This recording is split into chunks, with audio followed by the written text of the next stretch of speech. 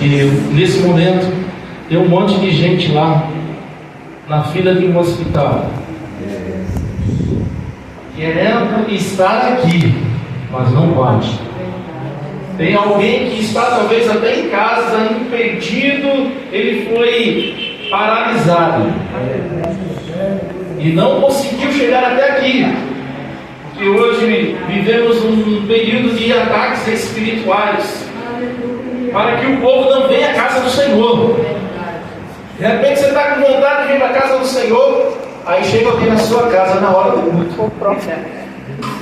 Aquela visita é o próprio inimigo que mandou alguém lá, para que você não venha para a casa do Senhor e receber a sua bênção. Você está em casa, de repente, se preparando para vir para a casa do Senhor, uma dor de cabeça, uma dor de barriga, aí acontece qualquer coisa. Isso é tudo investido do inimigo, para que você não venha receber a bênção do Senhor. Mas vencemos, chegamos até aqui, e hoje, uma noite especial, nossa primeira Santa Ceia aqui nesse lugar. Glória a Deus.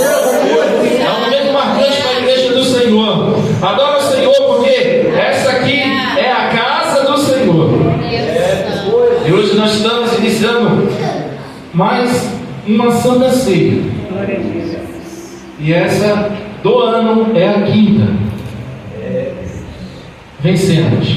Glória a Quem Deus. venceu? Glória a Deus. Chegamos até aqui. Toda alma seja dada o nome do Senhor Jesus. Porque o Senhor nos susteve em suas mãos. O Senhor nos sustentou. O Senhor nos guardou. Nos protegeu. E chegamos até aqui.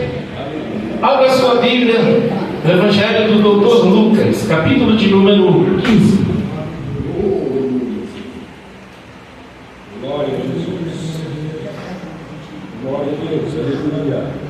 Lucas capítulo de número 15 e versos 8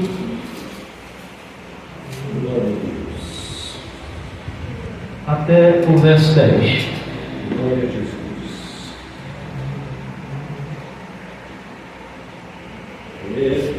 Glória a Deus. Aleluia, Jesus. Glória a Jesus. Quem achou, diga glória a Deus. Glória a Deus. Quem não achou, também dá glória a Deus. Ele diz assim: ou qual a mulher que tendo 10 dracmas, se perder uma dracma, não acende a candeia e varre a casa e busca com diligência até achar? E achando-a, convoca as amigas e vizinhas, dizendo: alegrai-vos comigo, porque já achei a dracma perdida. E assim vos digo que a alegria diante dos anjos de Deus por um pecador que se arrepende. Até aí, pode sentar dando glória a Deus e aleluia. Glória a Deus. Você tem toda a liberdade nessa noite, meu querido, de adorar o nome do Senhor Jesus. Ora, a hora, nós temos 24 horas no dia. Nós só temos 2 horas de adoração e daqui a pouco já estamos terminando. Então aproveite esse momento e se ligue com o Senhor. Não perde o foco. Não perde, para que você não saia daqui sem receber a sua bênção. Então presta atenção, porque uma palavra pode mudar toda a sua história. Apenas uma palavra que vem do Senhor muda a nossa história.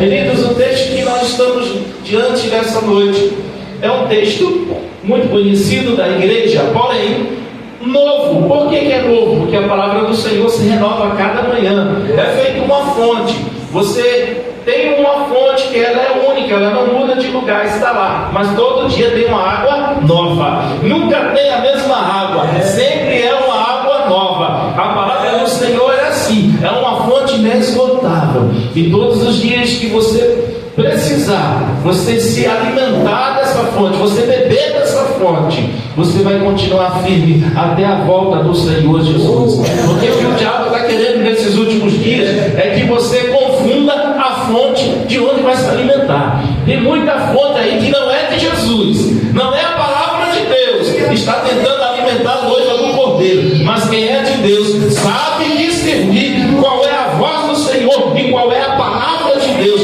Você não será confundido. Então, para isso, é você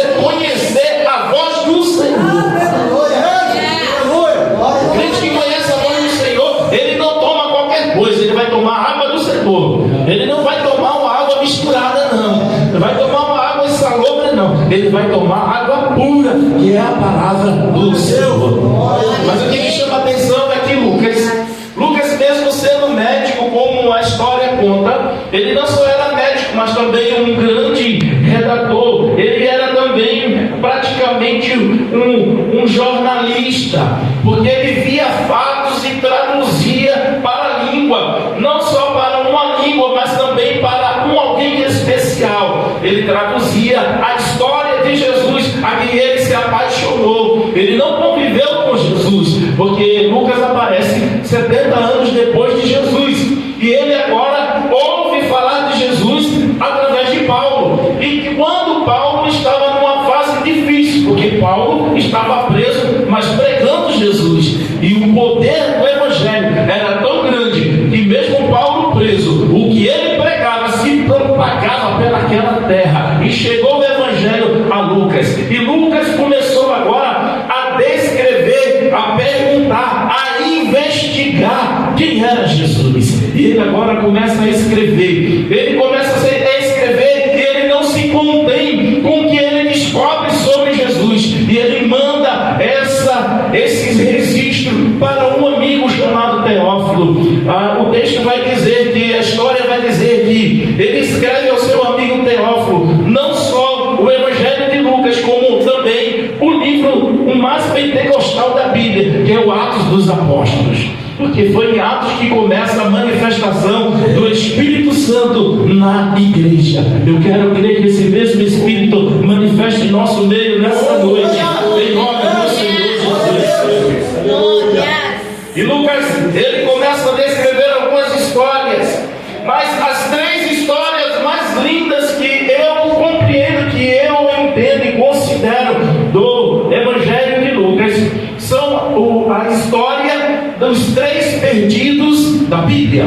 Os 3 perdidos da Bíblia. A Bíblia vai mostrar, através do registro de Lucas, que houve um perdido, e esse perdido era a ovelha perdida. Por que ele vai chamar de perdido? Porque a ovelha estava dentro do seu redil, estava no seu aprisco, mas por alguma coisa, aquela ovelha, ela sentiu-se no direito de ir embora. O pastor, ele estava cuidando de todas ao mesmo tempo, mas ela conseguiu despistar o pastor e foi embora. Mas o texto, ele vai provar que o pastor das ovelhas, que eu quero transferir nesta noite para Deus, ele que cuida de nossas vidas, ele não desiste de um perdido.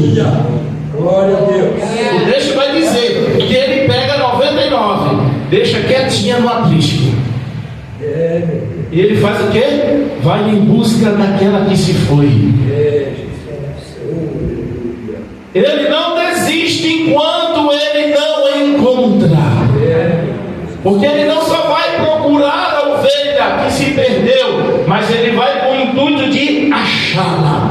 Eu quero te dizer nessa noite que Jesus, ele vai te achar. Aonde você estiver, ele vai te encontrar. Ele não só vai te procurar, ele vai te achar.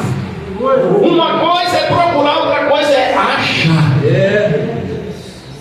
Uma coisa é quando alguém diz assim, vai lá e procure. Alguém vai, procura e não acha. Outra coisa é procurar e achar. Jesus sabe muito bem onde você está. Jesus sabe muito bem por onde você tem se escondido, mas ele não desistiu. Esse primeiro perdido, que é a ovelha, eu acho lindo é que quando ele encontra, ele poderia pegar ela e pegar a sua vara e meter a vara dela a ponto que ela venha chorar, machucar, mas não, ele vai curar as suas feridas. O texto vai dizer que ele pega, cura as suas feridas, sara as suas feridas. Eu não sei aonde você se feriu, mas é Deus Jesus que ele te acha aqui nessa noite, a ponto de colocar óleo nas tuas feridas e com o seu sangue perdoar o seu pecado e fazer você voltar no caminho de volta. Glória a Jesus. E ele pega aquela ovelha ferida que não conseguia Ele joga ela sobre os seus ombros. Olha o amor. Você não pode caminhar não? Então coloco você nos meus ombros e te levo. Aleluia. Tem muita gente que está sendo levada pelo Senhor nesses últimos dias. Está sendo cuidado pelo Senhor. Ele nem percebe. Você só chegou aqui, não foi pelas tuas pernas, não foi pela tua vontade. Foi o Senhor que colocou em seus ombros e trouxe você até esse lugar para que você renove as suas forças, cure as suas feridas nessa noite.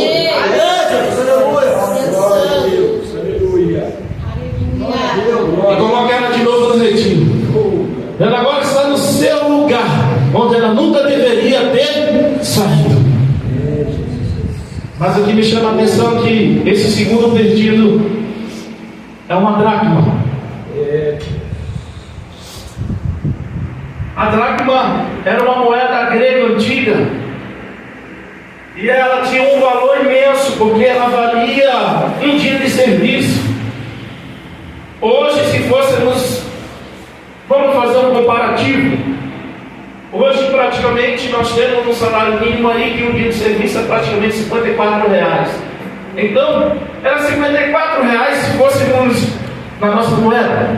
Porém, não é. Por quê? Porque a nossa moeda é muito defasada em relação ao que era a dracma. A dracma dava para a pessoa comprar uma ovelha num dia de serviço. Hoje a gente não compra um cabrito. Compra um cabrito num dia de serviço? Não compra. Então, um dia de serviço dava para ele comprar uma ovelha, dava para ele comprar as 3 refeições do dia e ainda sobrava dinheiro. Então aquele dinheiro tinha valor. Então tinha valor. Imagina uma mulher que aparentemente a parábola vai mostrar que era uma pessoa simples. Então ela perde aquela dracma. Ela tinha 10 dracmas. Talvez alguém poderia pensar, mas ela tinha 10, ela perdeu só uma. O que o Senhor está tentando nos ensinar é que todos têm o mesmo valor. Todo mundo aqui é igual. Pelo contrário, a quem Deus muito dá, Ele muito vai cobrar. Então veja, se contente com o que Deus te deu, se contenta e viva para a glória do Senhor. Aí ela perde uma dracma. O interessante é que a história, ao ser desenrolada, vai mostrar que quando ela chega em casa para procurar, ela percebe que a casa estava escura. O texto vai dizer que ela pega uma candeia, ela sente uma luz, ela coloca uma luz para procurar a dracma que se perdeu. Ela chega dentro de casa, acende aquela candeia, e quando acende a candeia, vai ter luz. E luz significa o quê? Claridade, entendimento. Significa o quê? Presença de Deus. Então a primeira coisa que ela busca é restaurar a presença de Deus dentro da casa. Eu quero transferir para a nossa vida.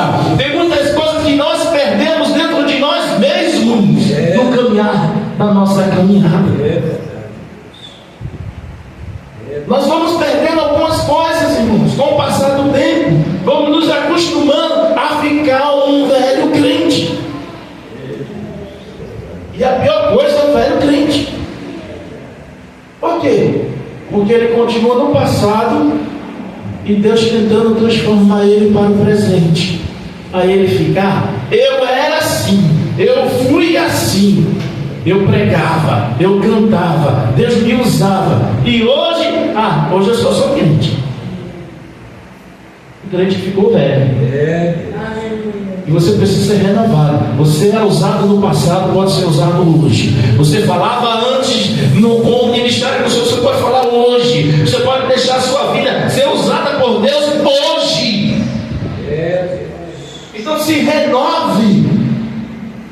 Estão perdendo alguma coisa dentro de nós mesmos com o passar do tempo. Querido. Aí ela agora vai e faz o quê? Ela varre a casa. Primeira coisa, ela traz a luz, ela traz a presença de Deus, ela clareia aquele ambiente, e agora ela vai varrer a casa. E o que é varrer a casa? Tirar sujeira, limpar, porque Deus não trabalha no meio de sujeira, Deus não habita no meio de bagunça. Tudo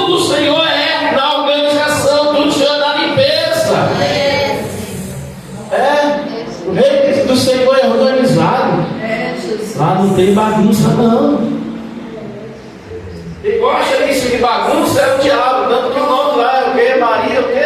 Pulando. Aqui não é coisa nova.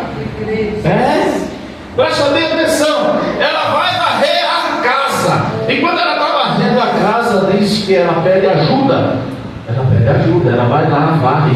Imagina ela agora, tira a cadeira do lugar, tira a mesa do lugar, empurra a geladeira com um canto, joga a cama pro lado, ela varre tudo. De repente fazia tempo que ela não varria a casa daquela forma, porque tem gente que vai se acostumando com a sujeira. Ele tem um tapete lindo lá na sala, ela vai varrer por lado do tapete, ela não tira do lugar, pega o lixo, põe embaixo do tapete, mas a aparência para quem chega é o quê? A casa está limpa, mas a sujeira está debaixo do tapete. Você pensa que Deus não olha embaixo do tapete, não? Ele olha embaixo do tapete, ele olha dentro do guarda-roupa, ele olha aquele que está escondido lá onde ninguém vê. Ele está lá olhando. Aí ela vai, varre, limpa tudo. Aí ela encontra. Mas interessante, ela não encontrou quando ela acendeu a luz. Tem coisas que nós só vamos encontrar, não é somente com a luz acesa, é quando a gente arranca a sujeira que está escondendo o que nós perdemos. Tem muita coisa que nós estamos vivendo nesses últimos dias que o povo está se acostumando, é com sujeira, irmão. É com sujeira. Vai vir, quer vir para a casa do Senhor, viver diante do Senhor com sujeira. E o reino do Senhor é limpo. Deus é santo. Então deixa a sujeira lá fora. Se quiser seguir a cruz de Cristo.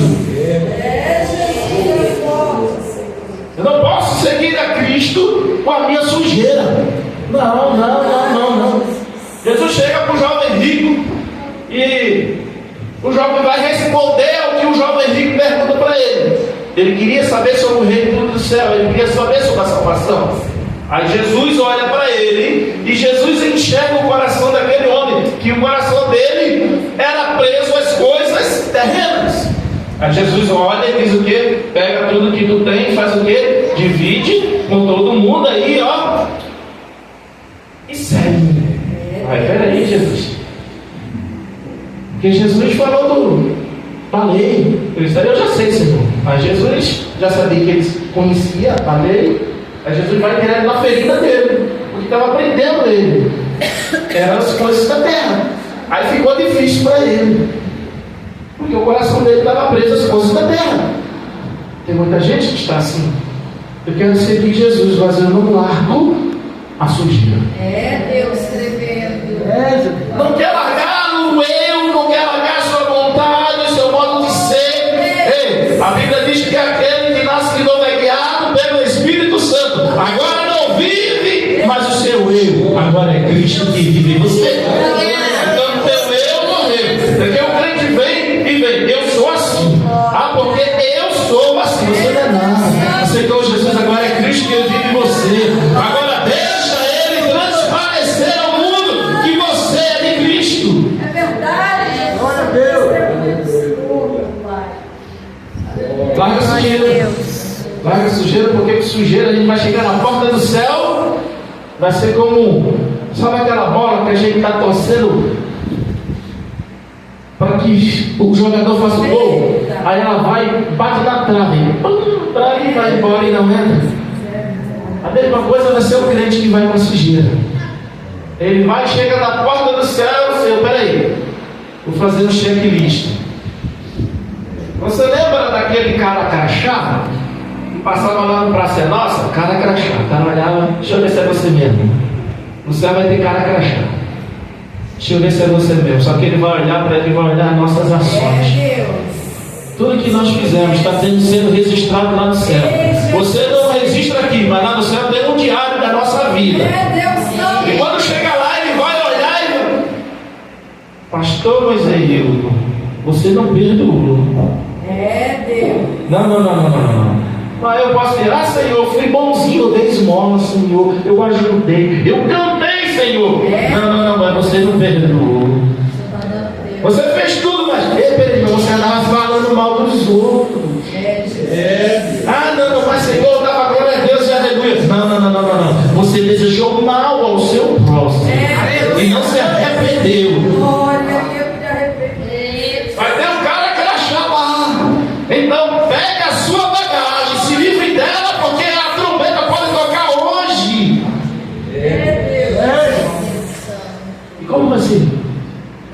Aí o que me chama a atenção aqui, mais uma vez, é que ela se alegra quando ela encontra a dracma perdida. Ela chama as vizinhas. A palavra vai dizer que as vizinhas vêm e se alegram com ela. O texto da Bíblia que diz assim, orai com os que chorai com os que choram e se alegrar com os que se alegram. Uma coisa é fácil, chorar com os que choram, porque quando alguém está doente, passando por uma situação, você se sensibiliza, você chora com ele. É coisa fácil você chorar. Quando alguém parte e vai embora, a gente sente a dor e não vai ver mais aquela pessoa, mesmo que não seja da nossa família, mas a gente sente, a gente chora. Mas agora quando o irmão recebe uma bênção, Deus abençoa a vida dele, e ele hoje, antes dele pedir, hoje ele está emprestando, a gente dá glória a Deus por isso. É difícil. Jesus, tem que o irmão está passando ali andando a pé, hoje ele passa de Hilux, aí você, em vez de dar glória a Deus, diz: olha lá o metido. Está se achando, só porque está andando de carro. Se alegrar, por isso que se alegra, irmão. Chorar com os que choram é fácil demais, irmão. Aí ela perde, quando ela acha, chama as vizinhas, vem todo mundo, está todo mundo agora se alegrando, festejando. A vitória do seu irmão é a sua vitória, meu irmão. Glória a Deus. Se seu irmão venceu, dê glória a Deus, porque o Senhor provou para você que Ele é fiel. E da mesma forma pode ser fiel na sua vida, porque o que Deus tem comigo é diferente do que tem com o presbítero, que tem com o pastor, que tem lá com o diácono, que tem com a irmã. É diferente, cada um Deus trata de uma forma diferente. Eu quero comprar um avião, eu estou preparado? Mas meu irmão pode dar. Quem vai receber a bênção? Então glória a Deus por ele receber a bênção. Aleluia. É verdade. Então carregue isso, se alegre com os que se alegram, e chore com os que choram. O terceiro perdido da Bíblia. A Bíblia vai dizer que o pai tinha 2 filhos. Estava tudo em paz dentro de casa. Mas teve um que olhou para o pai e disse: pai, me dá a minha parte aí. Ele requeria um direito que ele não tinha, porque herança só se dá quando os pais morrem. O pai, ele não dá herança para ninguém sem que ele esteja com vida, a não ser que ele faz um testamento e deixa: quando morrer, fulano vai ficar com isso, vai ficar com aquilo. Mas o pai estava vivo, ele vai pedir um direito que ele não tinha. Mesmo assim o pai reconhece. Parece que eu vejo Deus. Sabe quantas vezes a gente acha dentro de Deus que é alguma coisa? Ah, Senhor, não vou mais para a tua casa não. Sabe o que Deus faz? Vai, filho, vai. É verdade. Mesmo ele sabendo que você vai se arrepender, mas ele tem uma lei que ele não quebra. É a lei do livre-arbítrio. Você escolhe para onde você quer ir. Você escolhe. Quer ir para o céu? A porta está aberta. Quer ir para o inferno? A porta está do mesmo jeito. Você vai arrebentar o coração do pai, mas ele não vai poder te impedir de ir. Aí o filho diz: me dá. O pai quebra a própria lei. E o que ele faz? Ele dá. Com todo amor: vai, filho. Mas aqui dentro do coração só ele sabia como estava. Ele sabia que o filho ia se arrebentar. Ele sabia que o filho iria passar por situações difíceis, porque ele estava encantado para conhecer o novo. Distante do pai. Aqui vai o conselho: ninguém vive bem longe do pai. Ninguém vive bem longe do Senhor. E demais, quem já viveu no lugar, no santo lugar, quem já provou no santo lugar, ele não consegue viver em outro lugar. Ele não consegue viver em outro lugar, ele vai ser sempre o diferente, porque vai estar distante, mas a tua alma vai se lembrar de Deus em algum momento, e você vai lembrar dos dias que você esteve aqui dentro. Sabe, tem muita gente que está lá, você chega junto dele e está chorando, eu estou desviado. Ele não consegue viver lá fora, ele não consegue vir, porque agora o inimigo prendeu, segurou, ele estará querendo voltar. Não saia do seu lugar. Melhor lugar, o lugar seguro é junto do Pai. É junto do Pai. Não saia da presença dele. Mas o filho vai, cata tudo que o pai libera e ele vai. Talvez o pai chorou por um dia, 2 dias, 3 dias, não sei quanto tempo, mas uma coisa que o pai não perdeu foi ver, olhar para ele no caminho, e no caminho ver o filho voltando de volta para casa. Aleluia. Lá o filho vai, o filho vive tudo o que queria, gastou tudo que ele tinha levado. E agora? Agora acabou os amigos, acabou o dinheiro.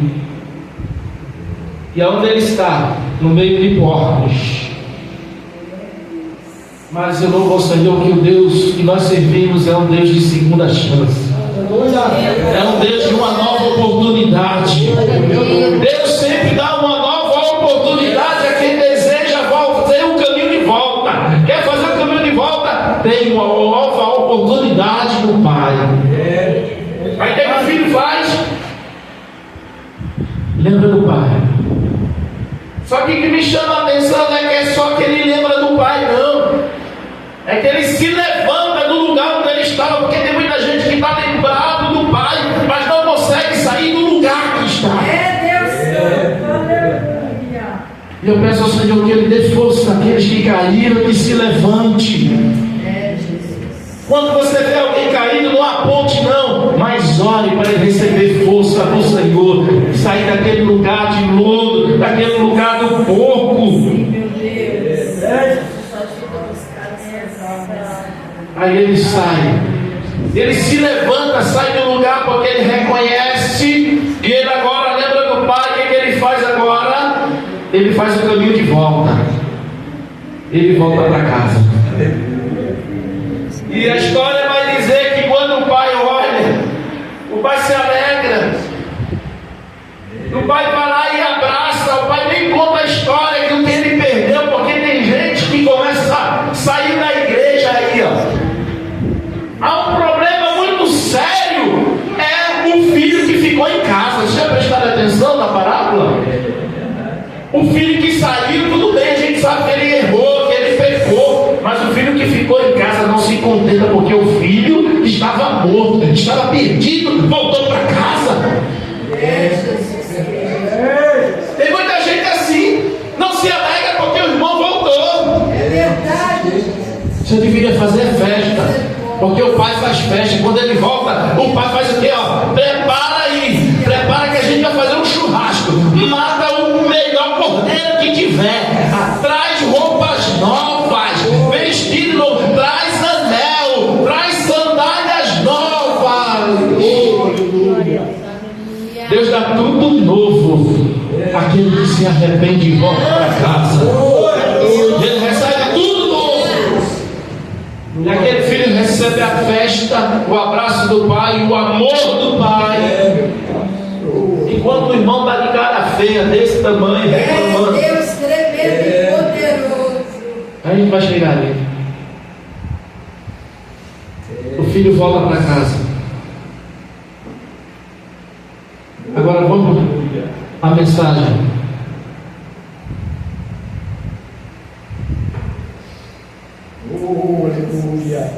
Perdemos algumas coisas a igreja de Cristo tem perdido nesses últimos dias. E sabe o que a gente perdeu nesses últimos dias? Aquilo que está em 1 Tessalonicenses 5,17. Orai sem cessar. A igreja tem orado pouco. Muito pouco. O motivo é que muitos crentes estão vacilando na fé, cambaleando sem força. A dor de cabeça me segurou, a dor de barriga me segurou, o vizinho chegou na porta me segurou, o cansaço me segurou. É porque está orando pouco. Olha que a palavra diz: orai sem cessar. Dois homens contemporâneos que oravam praticamente sem cessar. Pastor Davi Miranda. Que a gente está falando muito dos homens de heróis da Bíblia, mas gente que perto da gente, numa época perto da nossa, Davi Miranda, o líder da igreja Deus é Amor. Aquele homem orava tanto ao Senhor, tanto ao Senhor, que quando ele passava as pessoas eram curadas, ele estendia as mãos, as pessoas eram libertas. Quer ver outro homem? Esse eu tive a oportunidade de conhecer. Missionário Manuel de Melo, líder e fundador da Igreja Brasil para Cristo. Pense no homem que orava, pense no homem que buscava Deus. Em muitas viagens que ele entrava, quando ele entrava dentro do avião, as pessoas sentiam tanta presença do Senhor que começavam a chorar com a presença dele dentro do avião, ele sem falar nada, mas cheio da graça do Senhor. A gente precisa orar mais. A gente não está orando em casa, não ora na igreja. Quando tem a oportunidade, a gente ora na igreja, 5 minutos, a gente já está com o joelho doendo, quer se levantar. Precisamos orar. Precisamos orar mais. Quer ver outra coisa que estamos deixando? Salmos de número 22 e 3 diz assim: ó, Deus habita no meio do louvor, o louvor atrai a manifestação da glória de Deus. Você está vendo como é que estão nossos louvores nesses últimos dias? Está sem força de passar por esse Deus tremendo e poderoso. quanto mais para chegar no céu. A gente precisa adorar o Senhor, e a adoração atrai a glória de Deus. A adoração atrai a glória de Deus. A gente precisa adorar com força, a gente precisa adorar com a alma. A gente está adorando cansado. Aí quando você vê o crente que passava a noite toda dançando forró, aí hoje canta doisinho que está com assim: não consegue manter. Não chega nem no perdido ali, já está parando de cantar. A gente precisa atrair a glória de Deus, é o louvor da alma, irmão. Vamos louvar, vamos. Eu acho lindo quando eu vejo. Hoje mesmo eu estava assistindo lá na África o culto. Como eles adoram, ninguém senta, está todo mundo de pé adorando. Um está dançando, o outro está se entregando, chorando. Irmão, a gente vem para a casa do Senhor, vamos adorar. O crente está olhando para o outro com cara de delegado da Polícia Federal. Parece que foi batizado lá no vinagre. Deus tremendo. Pelo amor de Deus, irmão, vamos nos entregar. Você não está adorando a mim, não, é o Senhor. Eu não mereço a glória de adoração, não, é para Ele, ó. É para Ele. Quer ver outra coisa que a gente precisa e se perdeu? Hebreus 12 e 14. Segui a paz com todo e a santificação, sem a qual ninguém verá ao Senhor. Irmão, nós estamos vivendo um tempo que está hoje. Não gosto de fulano, não gosto de ciclano, não vou com a cara de fulano. A gente vai ter quanto céu lá? Lá em cima, quanto céu? Vai ter um lugar só para mim, só para você, porque você não gosta de mim? Então vai se acostumando, porque eu quero chegar lá, você também quer? Então se acostuma, tem uma eternidade, para a gente ficar juntinho dando glória a Deus e aleluia. Vamos aqui, a gente vai terminar, já vamos para cima, vamos para a ceia. Aí esse aqui, ó. Salmo 133 vai dizer o quê? É mais uma dracma que a igreja precisa restaurar. Salmo 133 vai dizer o quê? Ou bom e consolável é que os irmãos vivam em união. E o que é união? Isso é verdade, Pai. Aí alguém pode dizer: a união é aquela que faz açúcar. Não é aquela que faz açúcar, não. A união é quando meu irmão diz, ó, estou cansada de vir cá, eu vou te ajudar. Glória. Olha, eu estou triste. Não tem problema não. Olha para Jesus que a gente vai chegar juntinho no céu. União e comunhão, irmão. A Bíblia diz que nós seremos um só povo lá no céu. A gente está treinando para morar no céu. Então vai se acostumando. Aqui não tem água e óleo não. É todo mundo igual. Todo mundo servo.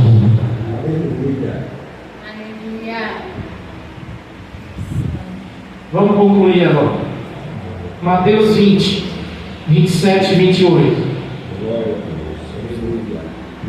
Ele diz assim, qualquer que entre vós quiser ser o primeiro, seja vosso servo, bem como o Filho do Homem não veio para ser servido, mas para servir e para dar sua vida em resgate de muitos. Igreja é serviço, irmão. Igreja é serviço, não é parte de direção, não, nem hospedagem, não, é serviço. É um que limpa, é o outro que arruma, é o outro que ajuda, e todo mundo diz o quê? Vem aqui, vamos juntos. A Bíblia diz que um ao outro ajudou, e o seu companheiro disse: esforça-te. Tem muita gente que está com a mesma visão daquele povo, os asiáticos lá no Japão. Eles fazem o quê? Querem ser sempre os melhores. O maior índice de suicídio entre os jovens e crianças é no Japão, sabe por quê? Os pais ensinam ele o dia todinho: você tem que ser o melhor, viu? É o melhor da turma. E isso vai pressionando a mente deles e muitos suicidam. A gente está pegando essa síndrome, sabe de quê? Eu quero cantar melhor, eu quero pregar melhor, eu quero ser melhor do que fulano. Mas ninguém quer servir melhor. Ninguém quer servir melhor. Está todo mundo querendo ser servido. Se você não sabe servir, você não presta para ser servido. Quer chegar no reino do céu? Aprenda que é servindo. É servir. Você precisa aprender isso, irmão. A igreja do Senhor precisa despertar que evangelho é serviço, é servir, é se doar, é amar como Cristo amou. Ou a gente muda a nossa visão, a gente vai à igreja. A gente é só um grupinho. E a gente não vai ser só um grupinho. A Bíblia diz que essa é a igreja. E as portas do Senhor estão sempre abertas para aqueles que queiram vir. Só que quando ele chegar aqui, eles têm que seguir o quê? A palavra do Senhor. A pessoa vem, chega aqui. Essa porta é a porta do Senhor, a porta do céu. Porque a gente ensina o caminho do céu. E quando estamos ensinando, tem alguém não querendo mudar, não querendo ser transformado, não querendo ser ensinado. Aí o que acontece?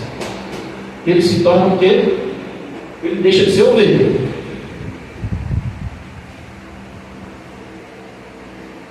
E eu não vejo na Bíblia o Senhor comparando os seus filhos com outra coisa, nem outro animal. É só como ovelha. Aí quando você não entra nesse pensamento, você se torna o quê? Uma cobrinha, um lobinho. Tem um lobinho aí. Toma cuidado com o lobo. Tem lobo no nosso meio. Não é todo mundo que é ovelha, não. É nada. Deus tremendo e poderoso. Quiser chegar no céu, olhe para a ovelha. O que é que a ovelha é? Mansa. Ela está apanhando, ela está quietinha. Ela está sentindo dor e ela está quietinha. Aprenda com a ovelha. Obedeça a palavra, viva a palavra e sirva para servir. Sirva para servir. Essa palavra nesta noite. Jesus, eu não queria essa palavra. Não, foi essa palavra que ele mandou. Que você precisa aprender uma coisa. Nós somos guiados pelo Senhor. Não é do meu jeito, não é do seu jeito, não é do jeito dele. Aprenda com ele. Aprenda com o Senhor nessa noite. Nesse momento, me dê mais 5 minutos, pastor. 5 minutos. Fica de pé comigo, nossa glória.